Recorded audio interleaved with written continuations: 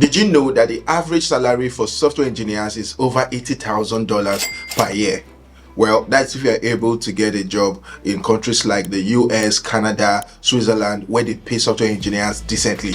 Even in countries where they don't pay well, software engineers are still among the top earners in such countries. And salaries are expected to continue to rise with a growing demand for software engineers in every industry. Don't let your lack of experience stop you from learning how to code, because the global software development market is expected to reach $1.2 trillion by 2026. I am currently a software engineer at a fintech company in Lagos, Nigeria, and it took me a long time to get to this point. After completing a computer science degree, attending software bootcamps, and doing internships, I finally landed my first full-time software engineering job after about, I think, 5 years. But the question is this: can you achieve this in a shorter time, let's say in about 6 months? Oh yes, you can. In this video, I will cut away what I think is unnecessary and guide you through the fastest way to learn the basics of coding, start building your own project, and land a job even if you have no prior experience, all within 6 months. We are going to achieve this in 5 steps. So let's dive right in. First step is to choose a programming language. There are many different programming languages to choose from, but remember, our focus is to learn to code fast and land a job. So it's important we choose a programming language with an easy to read syntax that is very similar to the English language. It should be concise and be able to get the job done with minimum lines of code, and most importantly, it should be in demand. There are 2 programming languages that check all these boxes, and they are Python and JavaScript. Python is a general purpose programming language that is known for its simplicity and readability. Python is used in a wide variety of applications, including web development, data science, machine learning, and artificial intelligence. It is a popular choice for beginners and experienced developers alike, while JavaScript is an all-in-one programming language that is used to create interactive web pages and web applications on the front end. It is also used for back-end development with frameworks like Node.js. These languages are relatively easy to learn and are also versatile enough to be used in a wide variety of tasks. After you have chosen a programming language, you need to quickly learn the basics of that language. This includes learning about variables, data types, functions, loops, and conditional statements. After which, you will need to build up your knowledge by going deeper into learning more. And that takes us to step 2, learning resources. There are so many resources available online to help you learn coding. Interactive learning platforms like Codecademy, Free Code Camp, HackerRank, and this really cool website called acing.org will provide free hands-on coding exercises and challenges that allow you to learn how to code by doing. These platforms are a great way to get started with coding and to practice your skills. Online courses from platforms like Udemy, Coursera, Scrimba, to mention a few, offer a more structured learning experience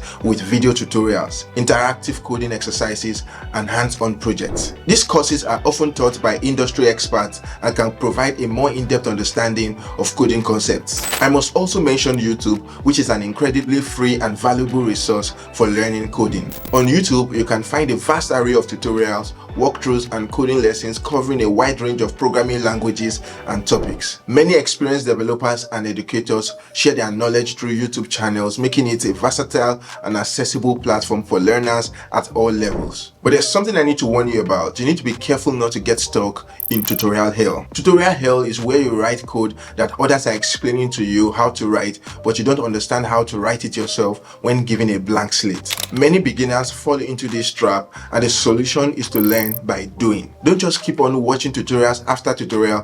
Pause from time to time to try on your own and properly grasp the concepts. No matter which approach you choose, the key to success is to be consistent with your practice. And that leads us to step 3, consistency and practice. Talking about consistency is the key to mastering any skill at all, and coding is no exception. If you only code occasionally, you will never really get the hang of it. Also, remember that we're discussing how we can learn to code quickly and secure a job within 6 months. If you don't sit down to practice coding for hours every day, you might not be able to achieve this in years, let alone 6 months. So you might be asking, how can you stay consistent with your coding practice? Number 1 is to set realistic goals. Yes, I know that we are trying to learn coding very fast here, but don't try to learn everything all at once. Instead, break down your learning goals into smaller, more manageable chunks. This will make it easier to stay on track and avoid feeling overwhelmed. Number 2, create a study schedule. Set aside some time each day to study and practice coding.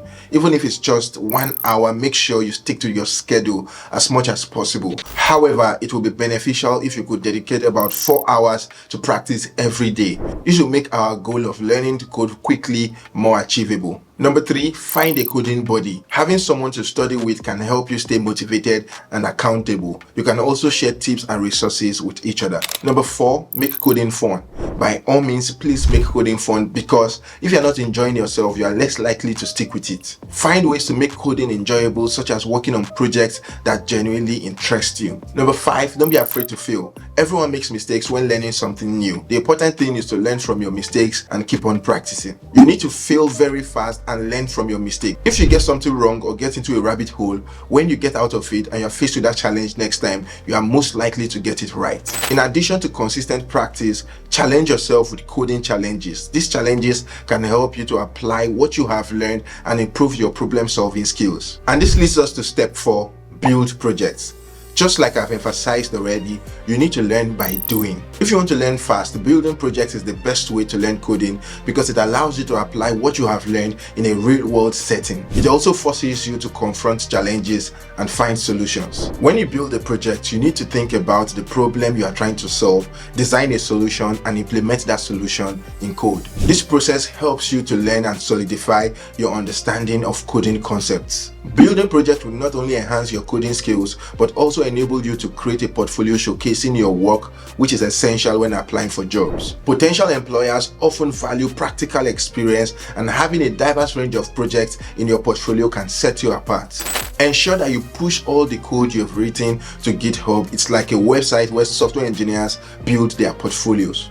Additionally, make sure to add your GitHub link to your resume when it's time to apply for jobs. This is a great way to showcase your experience to recruiters. Still on building projects, there are some things you need to take note of. Number 1, start with small projects. Don't try to build something too complex at first. Begin with small, manageable projects that you can complete in a few days or weeks. It's not always a good idea to start with something too complex initially. The complexity of the project you work on should increase gradually. Some popular examples of small projects that you can build while learning to code include a simple calculator, a tic-tac-toe game, a to-do list application, a portfolio website, and as you gain more experience, you can start to work on more complex projects like a social networking website, an e-commerce website, a video game, a machine learning application, and so much more. Number 2, break down projects into smaller tasks. Once you have chosen a project, break it down into smaller, more manageable tasks. This will make the project seem less daunting and help you stay on track.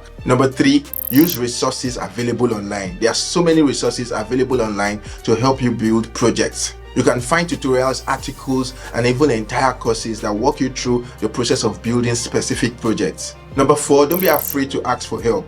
If you get stuck on something, don't be afraid to ask for help from other developers. And by the way, there are so many online communities out there where you can ask questions and get help from others. Number 5, contribute to open source projects. Another great way to gain experience and build your portfolio is to contribute to open source projects. Open source projects are software projects that are developed and maintained by a community of volunteers. Contributing to open source projects is a great way to learn from other developers and showcase your skills to potential employers. And that leads us to step 5, apply for jobs.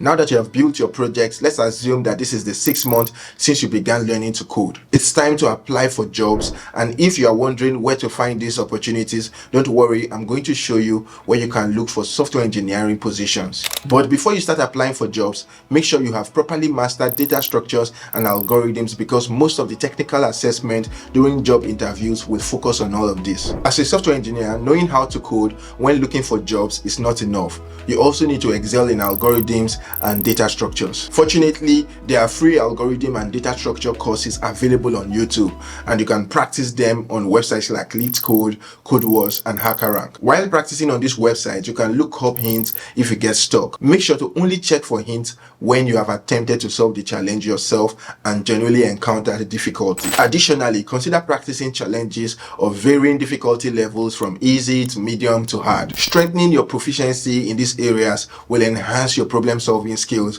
and make you stand out to potential employers. Also, before you start interviewing for jobs, practice your interviewing skills with a friend or family or anyone who is available for you. And be sure to practice answering common interview questions in a clear and concise way. Be prepared to talk about your skills and experience in detail. Ask smart questions about the company during the job interview. By searching for jobs in the right places and following these job application strategies, you can increase your chances of getting hired. So where should you look to find these jobs you can apply to? Number one, online job boards. Online job boards like Indeed, Glassdoor, LinkedIn, and Wellfound are great places to start your job search. You can search for jobs by keyword, location, and other criteria. When searching for jobs on online job boards, make sure to include relevant keywords in your search query. As a software engineer, consider using keywords such as software engineer, programmer, JavaScript developer, Python developer. This will help you get relevant job opportunities that suit your skill set. Number two are company websites. Many companies list their open positions on their website. When you check the website of companies that you are interested in working for, be sure to look under the careers or job section. Many companies also have a contact us page where you can submit your resume and cover letter. Number three, through networking. Networking with other professionals is a great way to learn about job opportunities in the tech space. Attend industry events, join online communities, and reach out to people you admire. When networking with other professionals, be sure to mention